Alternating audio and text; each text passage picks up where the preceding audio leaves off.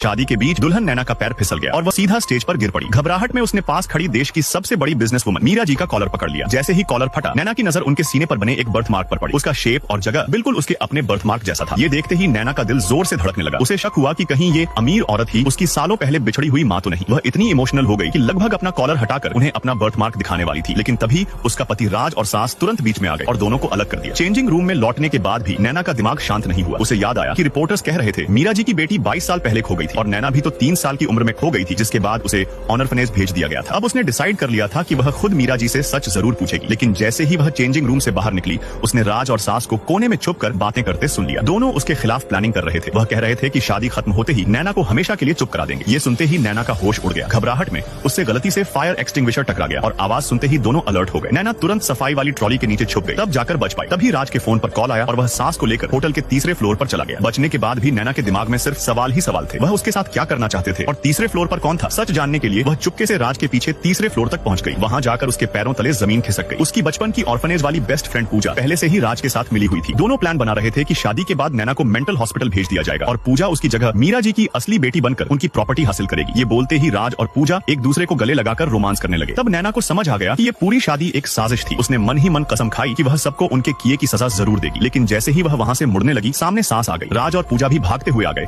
और नैना का गला पकड़कर पूछने लगे कि उसने कितना सुना। नैना समझ गई कि अगर सच बोल दिया तो जान जा सकती है, इसलिए उसने झूठ बोल दिया कि होस्ट ने उसे राज को बुलाने भेजा था, लेकिन उन्हें उस पर भरोसा नहीं हुआ। पूजा फेक कंसर्न दिखाते हुए उसे गले लगाने लगी और उसी वक्त राज और सास ने पानी में बेहोशी की दवा मिला दी। नैना जानती थी कि वह पानी जहर से कम नहीं, लेकिन मजबूरी में उसे पीना पड़ा। दवा का असर धीरे धीरे होने लगा। उसका सिर घूमने लगा और पूरे शरीर की ताकत खत्म होने लगी। तब उसने एक्टिंग करते हुए कहा कि गिरने की वजह से उसके पैर में बहुत दर्द हो रहा है और उसे हॉस्पिटल जाना है। पूजा ने तुरंत उसे कुर्सी पर बिठा दिया और कहीं जाने नहीं दिया। थोड़ी देर बाद एक डॉक्टर को बुलाया गया। राज और पूजा को लगा कि अब नैना में भागने की ताकत नहीं बची, इसलिए दोनों बाहर खड़े होकर गार्ड करने लगे। लेकिन नैना समझ गई थी कि यही उसका लास्ट चांस है। उसने हिम्मत करके डॉक्टर को बेहोश कर दिया। कंफर्म करने के बाद कि डॉक्टर सेफ है, उसने डॉक्टर का व्हाइट कोट पहन लिया। तभी गलती से एक एशट्रे नीचे गिर गया। बाहर खड़े राज और पूजा तुरंत अलर्ट हो गए और दरवाजा खोलने वाले थे। सिचुएशन संभालने के लिए नैना ने जानबूझकर जोर से आवाज लगाई ताकि उनका ध्यान हट जाए। जैसे ही मौका मिला, उसने जल्दी से डॉक्टर का डिस्गाइज कंप्लीट किया। तभी 2 गेस्ट वहां आ गए और सास पूजा उनसे बात करने लगे। नैना ने दरवाजा हल्का सा खोला और मौका देखते ही भाग निकली, लेकिन किस्मत उसके खिलाफ थी। कुछ ही कदम बाद उसका सामना राज से हो गया, जो फोन पर बात कर रहा था। नैना एकदम जम गई। तभी एक सफाई वाली आंटी ट्रॉली लेकर वहां से गुजरी। नैना ने तुरंत ट्रॉली पकड़ ली और उसके पीछे छुपकर राज की नजरों से बच गई। थोड़ी देर बाद राज और सास को रूम में बेहोश डॉक्टर मिल गया और उन्हें समझ आ गया कि नैना भाग चुकी है। सब पैनिक हो गए। राज को अचानक याद आया कि उसने कॉरिडोर में एक लेडी डॉक्टर देखी थी। उसने तुरंत गेस कर लिया कि वह नैना ही थी। उधर नैना होटल में यूनिफॉर्म पहनकर वेडिंग हॉल में आ गई। राज भी हॉल में उसे ढूंढ रहा था। इसी बीच नैना की नजर मीरा जी पर पड़ी, जो एक टेबल के पास बैठी थी। नैना ने तुरंत ट्रे नीचे रखी और उनकी तरफ बढ़ने लगी, लेकिन जैसे ही उसने कदम बढ़ाया, सास ने उसे देख लिया। वह सीधा नैना की तरफ आ रही थी।